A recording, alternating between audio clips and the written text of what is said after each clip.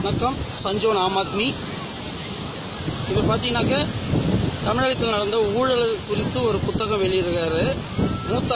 மூத்த பத்திரிகை ஆசிரியரும் இன்றைக்கு உள்ளாட்சி அலசல் என்கின்ற வார பத்திரிகை நடத்தி வருகின்ற வி அன்பழகன் அவர்கள் துணிச்சலாக தமிழகத்தில் நடக்கின்ற ஊழல்களை ஆக்ட் அதாவது தகவல் அறிவு உரிமை சட்டத்தின் மூலம் தகவலை பெற்று அதிலிருந்து ஊழலை கண்டுபிடிச்சு புத்தகமாக வெளியிட்டார்.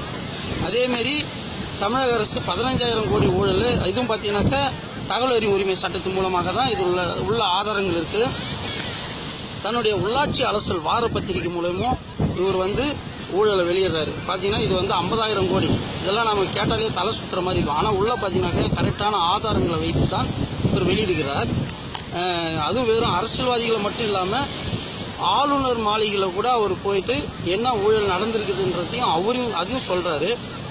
கடைசியாக பார்த்தீங்கன்னாக்கா கடந்த ஏப்ரல் மாதம் 500 கோடி 5,000 கோடி இது பார்த்தீங்கன்னாக்கா 5,000 கோடி லஞ்சம் பெற்றதுக்கான ஆதாரங்களோட அவர் வெளியிடுறாரு.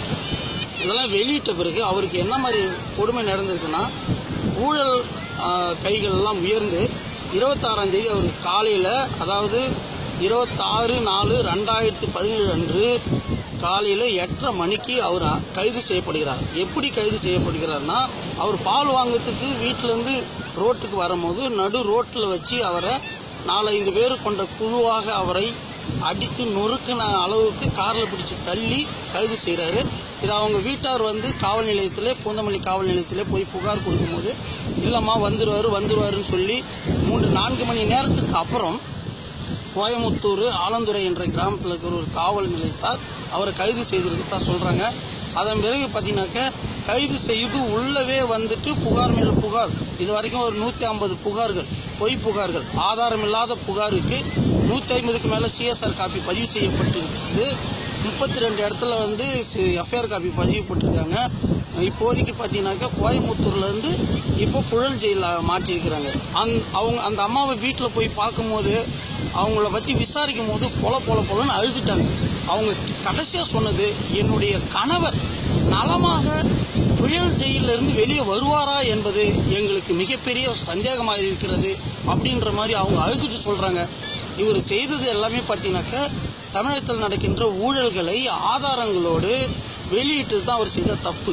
ஆனால் அந்த மாதிரி ஒரு துணிச்சலான ஒரு மூத்த பத்திரிகையாளருக்கு இன்றைக்கி மிகப்பெரிய ஒரு கொடுமை இந்த தமிழகத்திலே நடந்திருக்கிறது.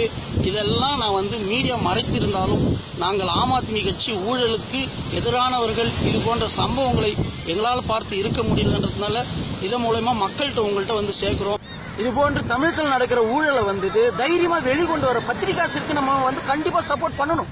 தயவு செய்து இருகரம் கூப்பி கேட்குறேன், நீங்கள் அதிகமாக ஷேர் பண்ணுங்கள், அதிக மக்கள்கிட்ட இந்த வீடியோவை கொண்டு போய் சேருங்க. நன்றி, வணக்கம்.